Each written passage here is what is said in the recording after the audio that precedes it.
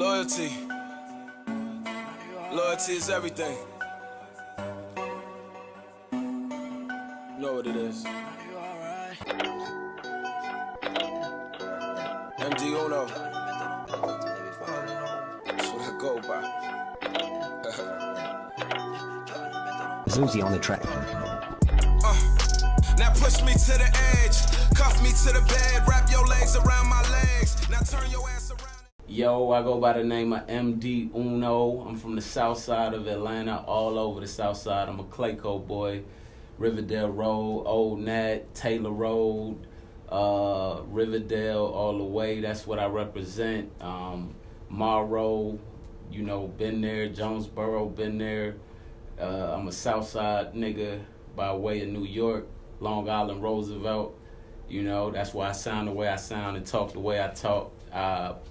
Came to Atlanta back in '95, and you know, I was raised out here. All my experiences in the streets, all my experiences, you know, mainly in life, come from Atlanta. So I'm definitely a Georgia boy.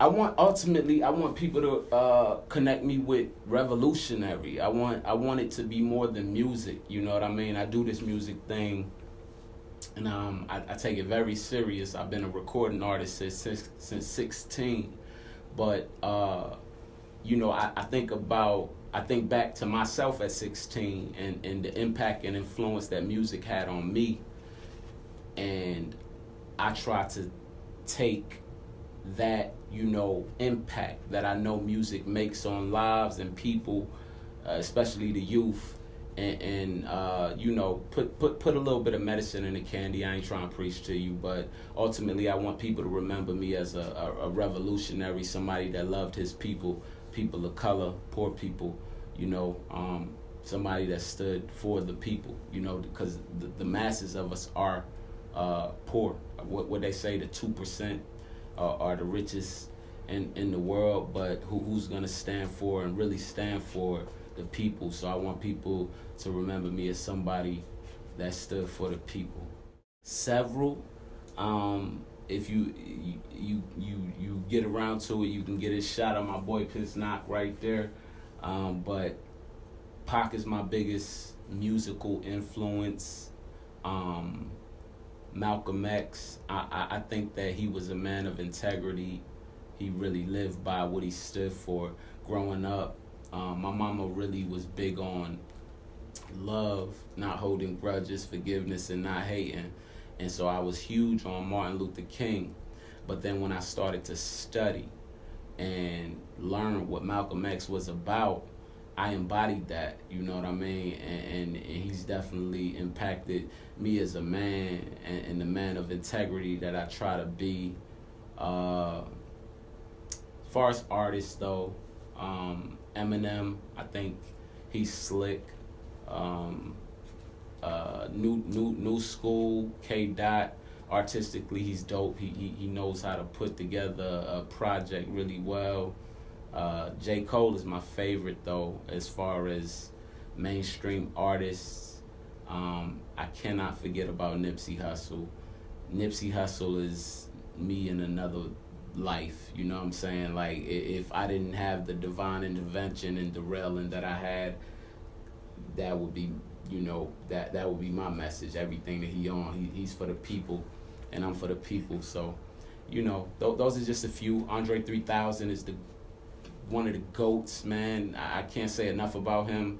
He's a genuine dude, but too many to name. Following your dream gets discouraging in the sense that you're not where you want to be in life. But bigger than that is, like, with me personally, I realize regardless of the successes that I accomplish, I'm somebody that has to do music. I have to get it out of me. I have to release. It's therapeutic, and I got something to say. You know, whether it's 10 or 10,000 that I touch, even though I desire to impact the masses, I gotta get it out. So, you know, I'm gonna do music regardless of how big of a following and platform that I'm able to attract. But it's definitely discouraging when you're not where you want to be. You know what I'm saying? And I can relate to anybody chasing a dream, but I've tried to get to a place to where I'm not necessarily chasing a dream, but I'm just doing what I love. And yeah, and I don't mean to prolong and go on and on and on, but story about my daughter, man, like I raised her up to be a woman that prays. I got a project called Who is God, and I got a song on there called No Religion. I have no religion. I do believe that Christ is the Son of God, the begotten of the Father. I also took my Shahada at the age of 25, and I believe Allah is the same God of Abraham, Isaac, Jacob, and Moses, like the Quran and the Bible will teach you. And so I don't believe that you have to be a certain religion to identify with God or hear from God. And my daughter, to get to the story that I briefly wanted to share with you, you know, she picks up, she has a discernment about it. She picks up on what's going on in life. When I was dealing with addiction, I remember I never shared with my 9-year-old daughter at the time that, hey, daddy's dealing with addiction to opiates. But she has a gift, and she would pray, God bless people with addictions. And recently, like literally last week, I got a day job. I deal in insurance, and I had been so overwhelmed. And I remember on Monday night, my daughter, we pray together every night, you know, or try to pray together at least every night. She said a prayer for me, and she said, God, help people that's dealing with pressure to not feel so much pressure. And when I tell you I had the smoothest week this week, like God hears from my daughter, you know what I'm saying? But yeah, I just wanted to share that, like, because my daughter's my everything, you know what I mean? Anything else in the world besides music? I want to deal in the arts. So if it ain't music, I would say acting. You know what I'm saying? Because I want to deal in the arts and entertainment. I feel like I've been gifted in that area, and if it's up to me and what I'm doing for a living, I would deal in the arts in some form or fashion. Even if it's not acting, it'll be writing behind the scenes. I wouldn't mind just writing for other people, which I have an artist on my label, One Nation Entertainment, by the name of Champ, who does R&B, and I've written for him. You know, I've written for hip-hop artists since the age of 13. It was always just in me. I remember a dude named Rusty. I had a partner named Mario. He had a cousin named Rusty, and I used to write for him at the age of 13. So that's just what's in me. That would be the work that I do that don't feel like work, you know what I mean? Just dealing in the entertainment industry. I would collaborate with Mark Zuckerberg if you're talking on that level.